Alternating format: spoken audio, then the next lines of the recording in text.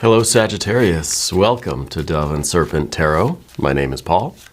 If Sagittarius is your sun, moon, or rising sign, this is your tarot card reading.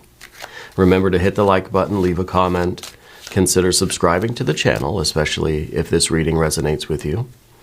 If there's anything you would like me to pray over or meditate upon or send positive energy toward, please let me know. Now, this is going to be a general reading, so try to be open and receptive to whatever may come through during our time together. I am merely the messenger, and I ask you to connect directly with each of these cards and use your own intuition to take you beyond the details that I might provide. And remember, Sagittarius, that the most important part of any tarot reading is you. And here we have a Five of Pentacles. A lot of change going on in your life right now. I feel like there's kind of a lot of things that are up in the air. Kind of reminds me, this card, of we're spinning a bunch of plates, right?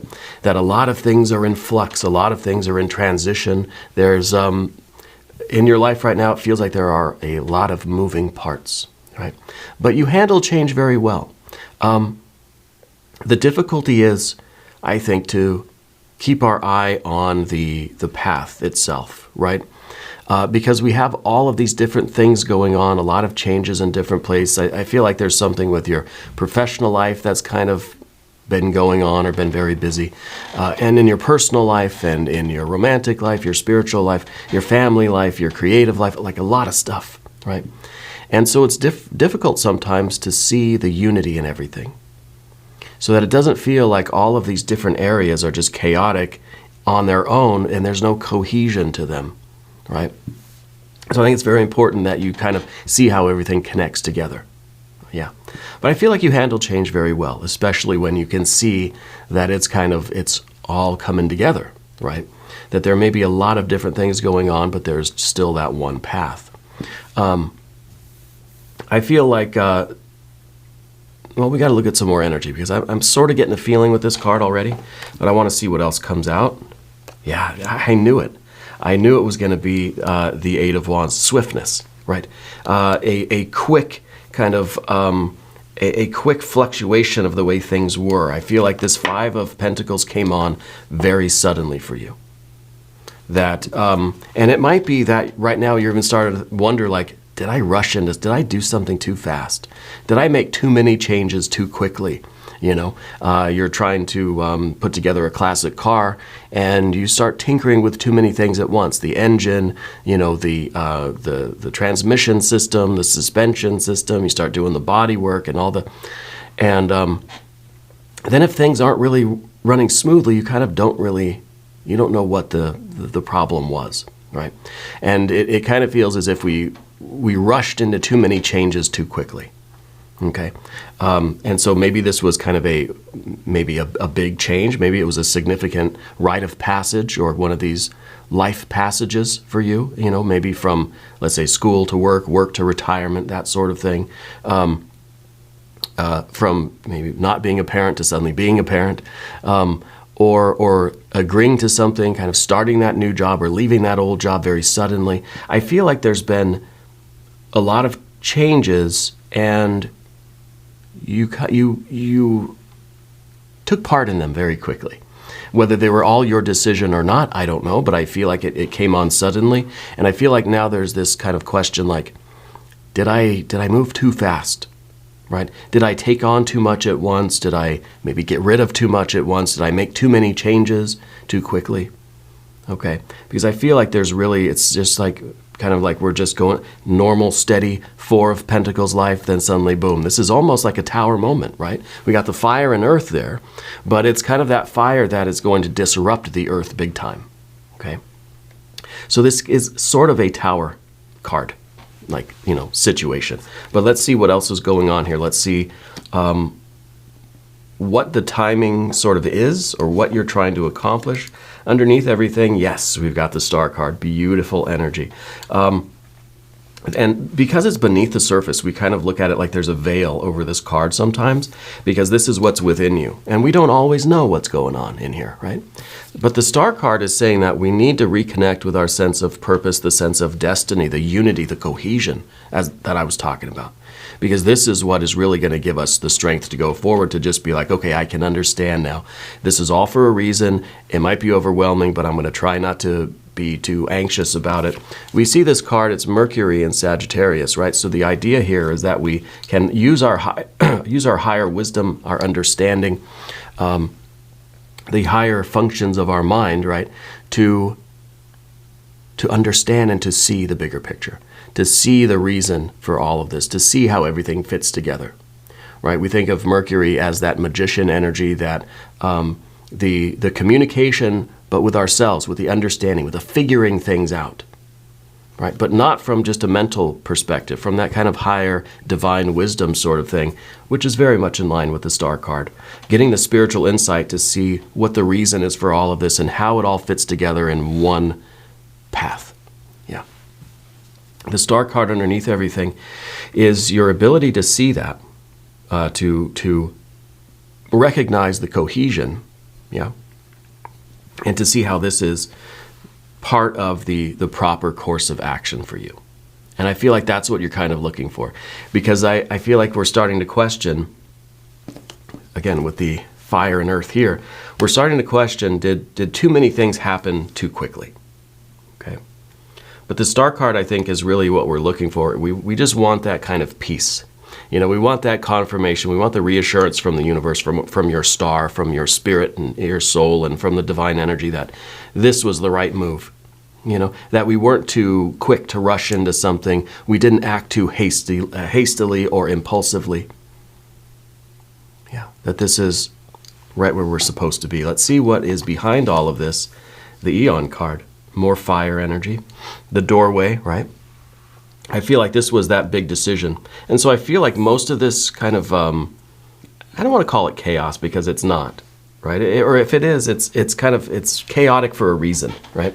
It's controlled chaos. It's chaos that we accept because it's a necessary part of the path, and it's leading, we're hoping anyway, to some really great things, and we'll see in a moment. But I feel like this was mostly your doing, because the Eon card in the background was a big decision that you made. This was that moment where we just kind of said, screw it, I'm just going to do it, right? And suddenly now we're in that Five of Pentacles life, and we feel that, did I do too much at once? You know, did I rush? Did I do it too fast, right? Should I have waited? Should I have gone slower? It's kind of too late, right? Because a lot of the time with the Eon card, it's a door that we have shut and locked, and then the doorway disappears altogether. There's no going back, right? So we've got to push forward here. But this was, and always is, a big decision card, because it's a doorway that you have to walk through, and it's a fiery doorway. I mean, it's on fire, right? So you know that it's going to be a little bit unpleasant. So there's no way that you're saying like, I didn't know what to expect. I think you did, you know, mostly. But we'll see more about that in just a moment here, because this is, you're not ignorant. You know, you knew kind of what this was going to be. You knew that it was going to be a lot, right? Maybe we didn't know how much it was going to be, or, well, there's the Three of Pentacles. You knew it was going to be work, right? But you also know that if this really is your destiny, then, you know, this is something that has the potential to be really, really successful. This is something we're trying to really get off the ground, whether it's a business, a relationship, if it's a spiritual life, if it's a complete life transformation. Maybe we're just completely like renovating our entire lives. The Three of Pentacles is saying, I know how much work it's going to take. I know what's required of me. I'm hoping that if I put in my 3 pentacles, the universe will put in its 3 pentacles, and we'll have a 6 altogether, right? And that's what we want. We want that kind of success and harmony in this endeavor in your life, even if it might not just be one project. I really don't think it is. It feels like it's a big renovation, okay? The Three of Pentacles is like that toy drone, you know, with the fans on the bottom. And all those fans have to be spinning at the same RPM if this thing is going to really lift off the ground evenly. If any of these fans are faster or slower than the rest, the thing's going to flop right over, right, before it even gets going. So this is you understanding how much blood, how much sweat, and how many tears it's going to take, right? How much of your resources, how much time, how much space, how much money, how much energy, resources to fill, to bring this out of the 3, which is still kind of a theoretical thing, into a 4, which is something concrete now, right? And so we're looking for that 4 or that 6. We're looking for that even-numbered earth energy going forward here to see that, yes, okay, this is stabilizing now. Because right now it's a lot of fluctuation, but it's something you really believe in. Oh, well, look at that, even better. This is kind of like a 10 of a 10, right? It's like a 10-10 card. It's the Princess of Pentacles or the Page of Pentacles. But in the Thoth Tarot, the Princess, to me, means a little bit more than the Page does in the Rider-Waite-Smith, okay? Because this is kind of an infinite potential of manifestation. This is a card that contains every other tarot card, right? And it really does represent the earth of the earth. So it's like a 10 of the 10 cards. It is all of the manifestation, all of the perfected energy from every plane, from the fire, water, air, and earth suits, right? Planes of the tarot. So this is kind of what we're looking forward to. We're looking toward the absolute perfection of all of these various, kind of seemingly disjointed plans of yours. Everything that's in motion is going to crystallize into one beautiful, whole, kind of perfected picture of life, right? And so I do think it is like a complete renovation of your life, of your energy right now. And this is saying that all of those several components are going to come together in one beautiful masterpiece. Okay, so this is very, very hopeful. This is very positive, and I feel like this is what's happening in your future. This is all this chaos here. Everything is kind of up in this activity, and then it just kind of crystallizes and solidifies into exactly what you want it to be. All right, let's select the mystery card, bonus card, confirmation card. This is a random card from the Smith-Waite Tarot. This is the factor infinite and unknown. It's going to go over here. Mr. Tao, the yin-yang duck right there on top. We're not going to look at that card until the very end, but it will tie everything together and it will give us the confirmation that we need at the end, yeah. If you have a prediction, put it in the comments. If you haven't subscribed to the channel, please do. It is totally free. It helps out the channel. It really is the best way to support the channel, and I really do truly appreciate that. All right.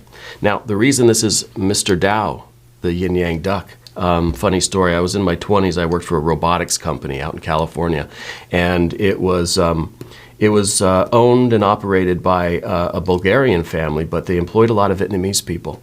And I became instant friends with all of the Vietnamese people because we all worked in the warehouse together, And there was one older gentleman, and we would play this game out at breaks, which is I don't know what it is in Vietnamese, but it's a shuttlecock game. It's a spring with a feather on it, and you kick it, kind of like hacky sack, but a lot better in my opinion. And this older gentleman was the first person that ever introduced me to the Tao Te Ching, or to Taoism. And so everybody called him Mr. Tao, right? And that's a tribute to that gentleman. This was a long time ago. Anyway, your general energy now. Sorry for that little digression. We've got the Death card. Don't freak out. You know better than that. This is a good card. This is the card of change itself. This card should be called change, or rebirth, or it could be called evolution or transformation. Very rarely does this card actually indicate something dying, right? Something losing its animating spirit and kind of diffusing back into the earth. It can represent that sometimes, but in your case, as your general energy, I feel that this is you on the other side of that fiery doorway of the Eon card, right? Because you go through this doorway, and what does it do? It burns off everything that is not essential to you. Come out the other side, you're just a skeleton, right? I know it's kind of morbid. All your flesh is burned off, right? In a metaphoric way, obviously. Because this is now you're stripped down to your just the essential part of your being. right? That everything that you believed and thought, everything that you thought you were, thought you wanted, stripping it down to the very, very basics. You are a spiritual being having a human experience. And so this is kind of like in that renovation, when I watch these shows, they renovate houses, or, what I really like is Restaurant Impossible, or the Gordon Ramsay thing that he does, the kitchen nightmares things. I know not everybody likes Gordon Ramsay, but he seems like a really nice guy underneath it all, especially if you watch his other shows. They strip everything down. They remove everything. The facade is gone, the sign is gone, the wallpaper's gone, the seats are gone. They strip it down to just the frame of the building, right? And then they restore it. And that, I think, is what's going on in your life in some form or fashion, okay? I don't know the exact details, and I don't need to know. But I feel like this is your current state of things, and this is what we are. This is the finished product. This is the restaurant now at the end of the show where it's just like, it's perfect, right? It's not done yet, but it's perfect. You still have to go back to the restaurant and keep it going, put in the work, right, to keep it, to make it successful. But this is a really big step in that direction. And it feels that more than anything, this is motivating you and renewing your sense of purpose. We think of it too like, like in those shows where they kind of tear down the restaurant and they rebuild it. That really inspires the owners, right? And the people that work there, the staff and the chef and the owner and stuff, they come in, they see that beautiful building, and they're fired up and they can't wait to get cooking again, right? It's not about the building. It's not about the new paint or the new chairs. It's about that renewal of that inspiration, right? And I feel that's kind of what's going on here. It's kind of like when you're looking to kind of improve your mood, improve your confidence, and really get your inspiration back. The best thing to do is just go out and put on some nice clothes or something, or get your hair done, or like do something that's kind of that's just kind of renewing or refreshing you, right, in your person, in your persona, even as a way to kind of stoke that fire underneath, right? And that's kind of what we need now, I think, is a little bit more fire. We have some here with the Eight of Wands, but I feel like that's kind of almost a nervous fire, right? A nervous energy. Let's see what's in the environment. Eight of Swords, yeah, see. If I can pick it up, we've got those two together. And these are both eights, Eight of Wands, Eight of Swords. It's a very active energy, right? These are both active cards. Fire is an active element, air is an active element, and when those two get together, especially with the number 8, right? Because the number 8, what is it? It's a loop. It's the lemnis gate, right? If it's on its side, it keeps coming back in on itself. We think, we feel that way. We feel that way, we think that way. We feel that way, we think, we feel. It goes back and forth, and that kind of keeps us locked up in this worry, right? These two cards are really the essence of worry and anxiety, yeah. And so with the Eight of Swords, I feel like we're trying to make sense of everything, and we're trying to not sit there and bite our fingernails, worried about what's going on, especially if it looks like our restaurant has just been kind of demolished. They took the seats out, the paint, the sign, it's gone, right? It's like, we're like, oh gosh, what do I do? Did I make a mistake, So the Eight of Swords, and I think it is affecting your relationships. It's affecting your perception of the environment and your interaction with the environment. This is the card, it's in that position, right, of the environment. So looking at the state of things, it's kind of like when you're moving your house or you're changing jobs or something, you see all of the stuff moving. When the movers start taking away all your furniture, or your friends are loading everything onto the truck, and your old house is getting emptier and emptier and emptier, you kind of start to get a little nervous, right? And this is the card that says, we get into that function, and it's hard to get out of it. All right. The obstacle, yeah, 3 of it's hard to get out of that. So the 3 too. Interesting now that we have the 8 and the 8. Now we've got the 3 and the 3. So I think that there's a link between these two cards, obviously, because they are connected in number. We have all of this activity. It's leading to us overthinking. The overthinking is then leading us to doubt the the purpose or the intention or the potential in this situation at all. So we're kind of now looping this way around, fire to air, air to earth. And then the earth, of course, is what's given us the anxiety to begin with. But the Three of Swords is always about our memory. And usually it's a memory of a past event or trauma or a period of time, right? It's maybe not just one incident, but it just could be a kind of general thing. But it's always about how we remember something, how we kind of relive something, and it's usually about the past. It's, we could, and the key of this card, I think, is to take that into the future. Instead of imagining, remembering, reliving something that already happened, or that we think happened, right? Because we know our memory can be flawed sometimes. Instead of remembering things that didn't work out in the past, and then using that energy to be like, I feel this is a terrible move and it's not working out now. Because when we remember something, we put it back together in our minds. For all intents and purposes, it's happening again right now. We're invoking those same feelings, those same injuries, and those same thoughts and everything. It's happening again, right? So instead of doing that, we can take all of this mental energy and we can project it into the future, and we can say, with intent, with this fiery energy, which I hope we get a little more fire, to say, this is the outcome that I want, this is what I'm remembering. It's kind of like putting together our picture of the future, exactly what we want, having that vision, right? Instead of letting the mind kind of sink back into what didn't work out in our past and how that might motivate us to be a little bit scared of the present, okay? So I feel that, what's going on is the difficulty here, the reason why we're in these eights is because we're thinking about all the times in our lives that we tried something and it didn't work, right? All those times that maybe we took a risk or a gamble, or we made a decision from which we could not turn back from, and it maybe didn't work out, or we're remembering it that way, right?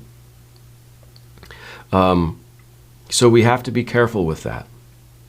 That's why this card is in the obstacle position, because we don't want to sabotage our present because of something that happened in our past. And just because something happened a certain way back then doesn't mean that's how it's going to be this time.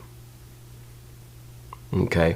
The past pain or the past failures or the past trauma is no guarantee of present or future loss or pain or failure or trauma, right?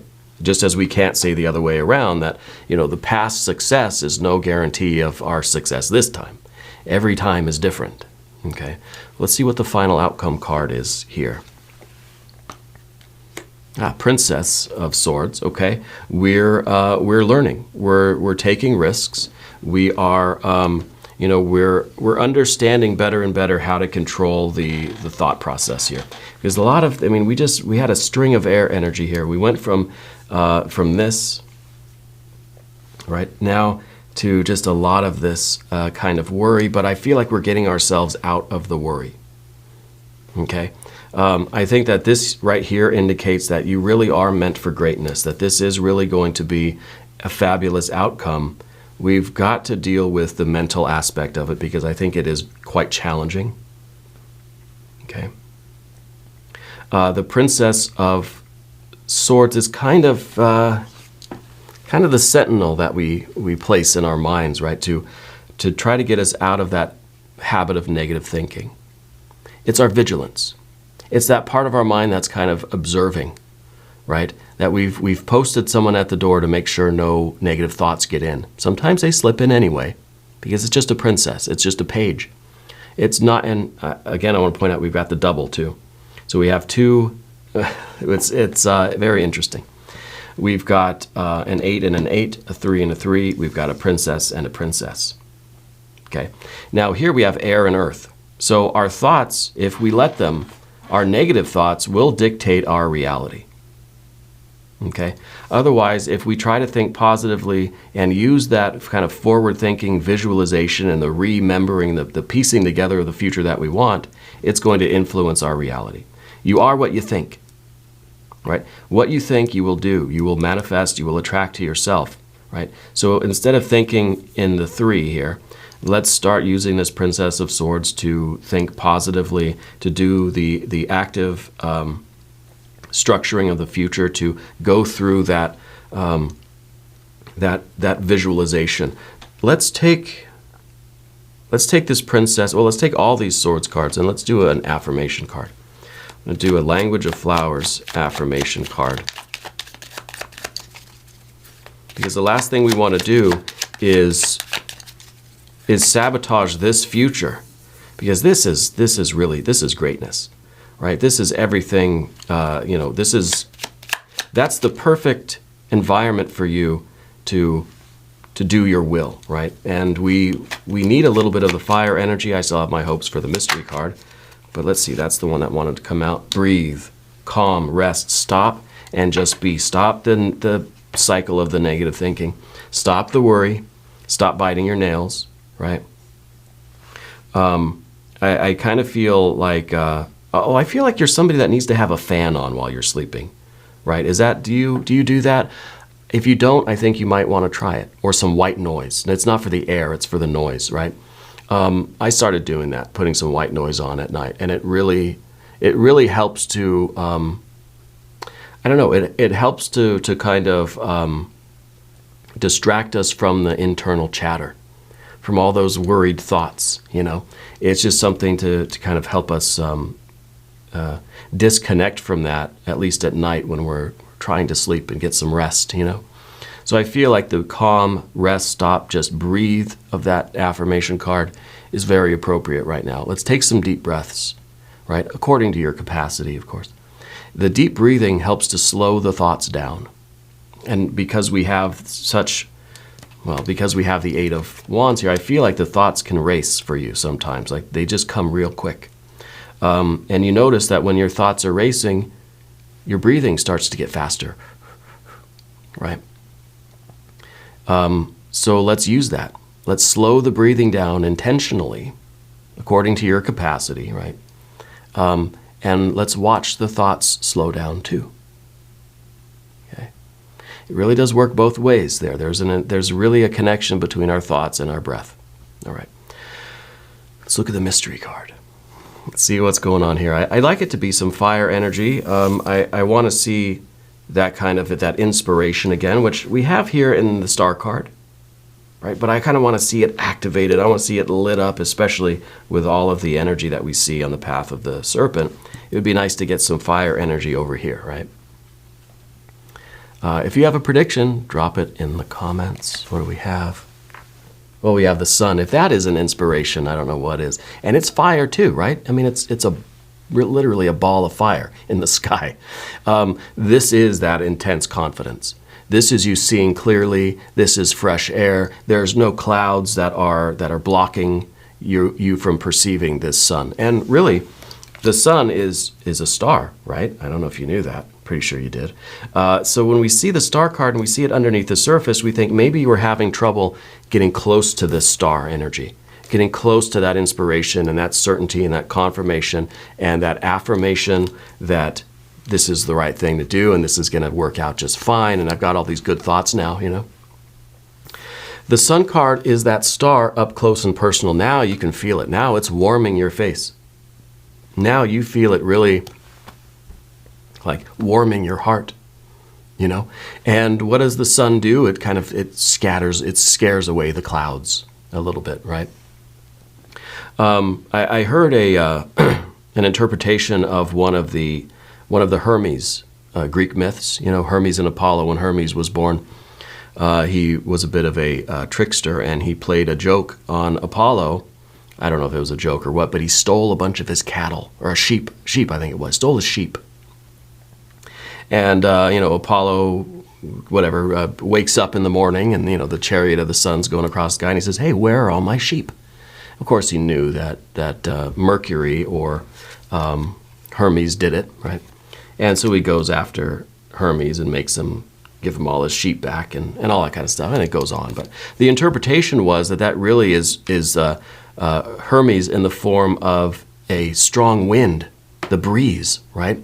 The breeze blew away the clouds in the sky. So when the sun rose, there were no clouds in the sky, right? It seems seems kind of an interesting take anyway, that somebody was kind of observing the wind kind of scattering the clouds out of the way, and then when the sun rises, there's no clouds there. Sheep are gone, you know.